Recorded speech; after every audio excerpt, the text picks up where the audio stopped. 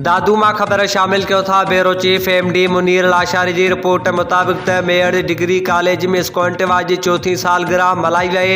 सालगिरह जे तक़रीब में मेड़ कॉलेज जो प्रिंसिपल साईं अब्दुल अदीद चनू स्क्वांटा, दादू ज़िले जो सदर अहमद अली मंगणार, मेड़ कॉलेज जो सदर राशिद अली पलव, जनरल सेक्रेटरी जमील अहमद एरी, सीनियर नायब सदर सैयद शाहिद हुसैन शाह, कुर्बान अली मेमण, एजाज अली आबासी, इल्ताफ़ हुसैन खोसो, मुर्तदा चनू, अली बशकू चांडियो, अनवर अली मंगणार, फिदा हुसैन, ज़हीर अब्बास वगियो, इरशाद अली ॾेपर, अली रज़ा आबासी शिरकत करे जोश ऐं जज़्बे सां सालगिरह जो गॾिजी केको काटियो। स्क्वाटा जे चेयरमैन सैयद रज़ा शाह जा नारा हयां।